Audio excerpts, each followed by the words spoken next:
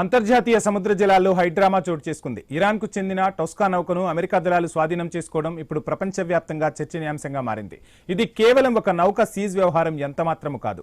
దీని వెనక China, Iran దేశాల మధ్య ఉన్న రహస్య సైనిక ఒప్పందాలు ఉన్నాయనే అనుమానాలు బలపడుతున్నాయి. అసలు ఈ నౌక చైనాలోని ఏ పోర్టుల నుంచి బయలుదేరింది?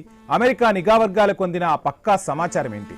ఇరాన్ క్షిపణి రహస్యాలు ఈ నౌకలో ఏ రూపంలో ఉన్నాయి?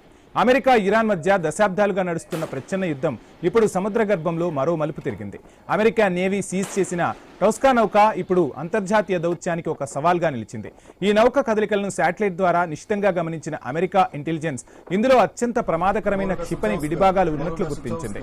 ముఖ్యంగా చైనాలోని తైకాంగ్, గోవలాన్ వంటి కీలక ఓడరేవుల్లో ఈ నౌక కొన్ని రోజుల పాటు ఆగి అక్కడి నుంచి రహస్యంగా సరుకును లోడ్ చేసుకున్నట్లు ఆధారాలు లభించాయి.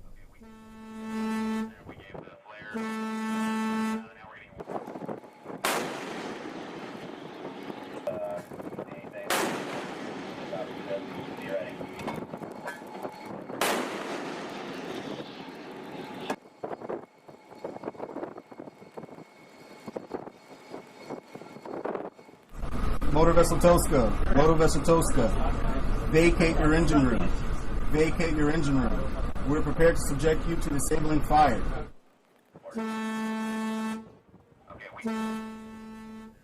ఈ నౌకలో ఏముంది అనే ప్రశ్న ప్రపంచ దేశాలను వేధిస్తోంది. ఇరాన్ తయారు చేసే అత్యంత శక్తివంతమైన బాలిస్టిక్ క్షిపణులకు అవసరమైన సోడియం పెర్క్రైట్ అనే రసాయనం ఇందులో టన్నుల కొద్దీ ఉన్నట్లు తెలుస్తోంది. సాలిడ్ రాకెట్ ఫ్యూయల్ తయారీలో ఇది ప్రాణవాయువు లాంటిది. ఇది మాత్రమే కాకుండా అడ్వాన్స్డ్ సెన్సార్లు, ఎలక్ట్రానిక్ చిప్స్ వంటి డ్యూయల్ యూజ్ వస్తువులను చైనా కంపెనీలు ఈ నౌక ద్వారా ఇరాన్కు సరఫరా చేస్తున్నాయని అమెరికా గట్టిగా నమ్ముతోంది. ఇవి పైకి సాధారణ ఎలక్ట్రానిక్ వస్తువుల్లా కనిపించినప్పటికీ వీటిని యుద్ధ విమానాలు, డ్రోన్ల తయారీలో ఉపయోగిస్తారు. ఇక ఈ వ్యవహారంలో చైనా పాత్ర ఇప్పుడు బహిర్గతమైంది. ఇరాన్ షిప్పింగ్ లైసెన్స్ పై అమెరికా విధించిన కఠిన ఆంక్షలను తుంగలో తొక్కుతూ చైనా నిరంతరం ఇరాన్కు సహకరిస్తుంది. టొస్కా నౌక సీజ్ తర్వాత చైనా విదేశాంగ శాఖ స్పందించింది.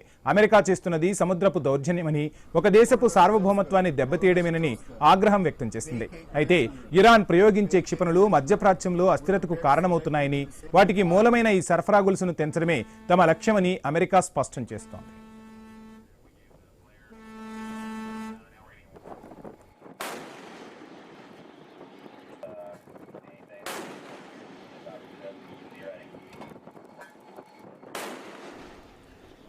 ఇక ఇరాన్ ప్రభుత్వం కూడా ఈ ఘటనపై తీవ్రంగా స్పందించింది. తమ నౌకను అక్రమంగా బంధించారని, ఇది అంతర్జాతీయ వాణిజ్యానికి విఘాతమని ఆరోపిస్తోంది. కానీ గతంలో కూడా ఇలాగే చైనా నుంచి ఆయుధ సామాగ్రిని తరలిస్తూ పట్టుబడిన దాఖలాలు ఉండటంతో అంతర్జాతీయ సమాజం అమెరికా వైపే మొగ్గు చూపుతోంది. ప్రస్తుతం ఈ నౌకను రహస్య ప్రదేశానికి తరలించి అందులోని ప్రతి కంటైనర్ను క్షుణ్ణంగా తనిఖీ చేస్తున్నారు.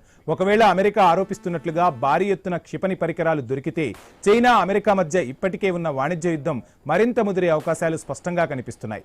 ఈ పరిణామం ప్రపంచ రాజకీయాల్లో ఎలాంటి మార్పులకు దారితీస్తుందో వేచి చూడాలి.